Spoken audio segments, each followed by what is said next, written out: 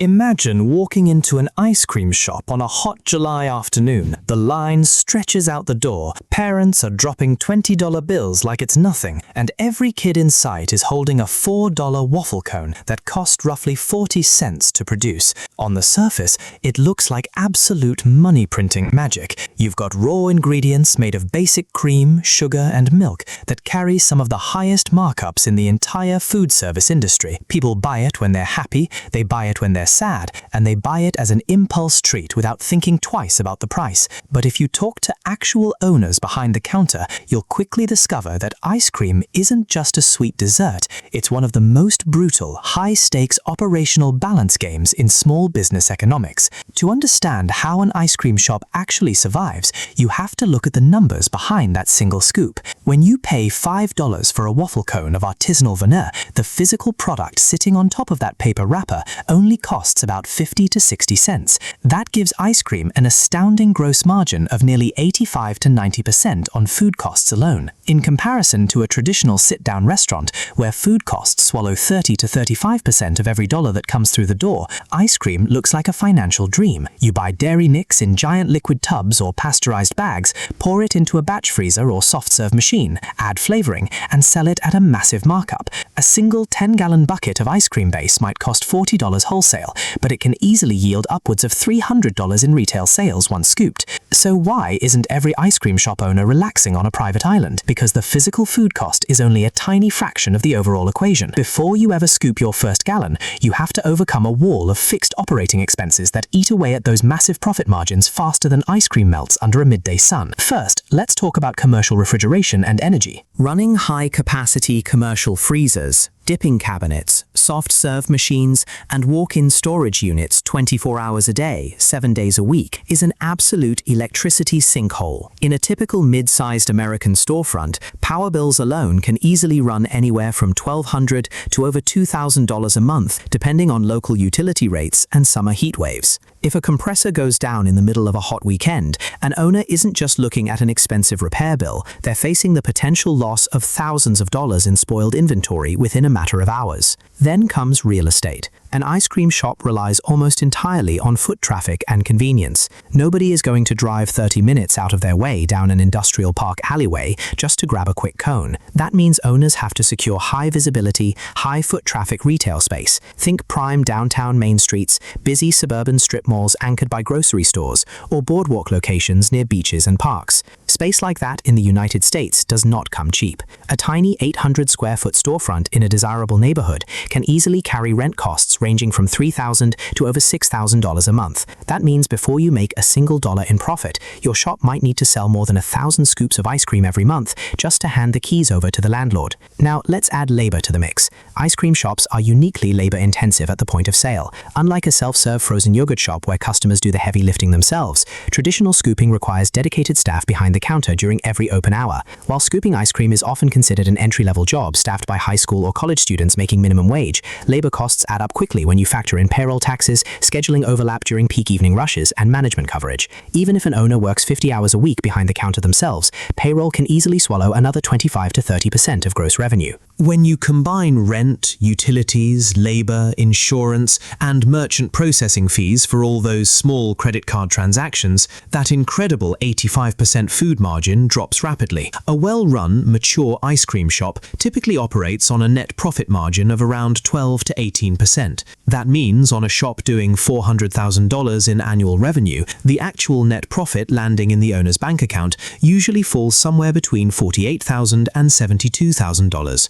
But here is where the true economic plot twist comes in, the reality that separates successful shop owners from those who go bankrupt within 2 years. That $400,000 annual revenue figure isn't spread evenly across 12 months. In most parts of North America, ice cream is a fiercely seasonal business. From May through August, business is booming. On a warm Saturday evening, a popular neighborhood shop might do $2,000 to $3,000 in sales in just a few hours. Cash flow feels endless, lines are out the door, and the owner feels like a financial genius. But then October hits. The weather cools down, kids go back to school, days get shorter, and foot traffic plunges off a cliff. By January, that same shop that was pulling in $3,000 on a Saturday night might bring in barely $300 all day. This extreme seasonal swing creates what industry insiders call the winter burn rate. During the 4 or 5 coldest months of the year, most independent ice cream shops operate at a net financial loss. The rent check stays exactly the same in January as it was in July. The electricity bill drops slightly, but those walk-in freezers still have to stay frozen. Insurance, lease obligations, and minimum staff costs continue uninterrupted.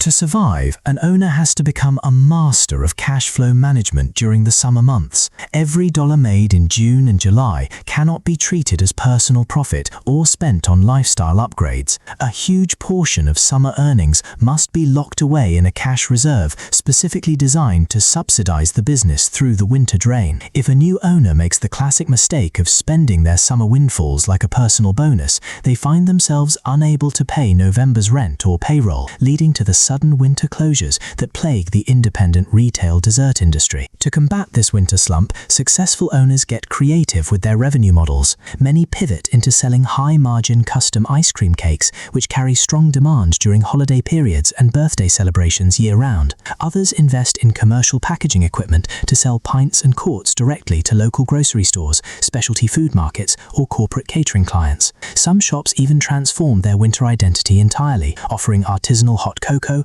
warm liege waffles, baked goods, or specialty coffee drinks to keep customers walking through the door when nobody wants a cold scoop. Let's break down a realistic hypothetical scenario for a single-unit neighborhood ice cream shop in a mid-size US city to see how the numbers work in practice. Imagine an owner opens a 1,200 square foot shop with a total upfront investment of around $250,000. That initial capital goes into commercial batch freezers, dipping cabinets, POS systems, leasehold improvements, plumbing, health department permits, and initial sign. In year 1, the shop generates $420,000 in total sales. Out of that $420,000, let's look at where every single dollar goes. Food and packaging costs. Ice cream mix, cones, cups, spoons, toppings, napkins take up roughly 15%, or $63,000. Store labor and payroll taxes eat up about 28%, amounting to $117,600. Rent, common area maintenance, and property taxes take 16%,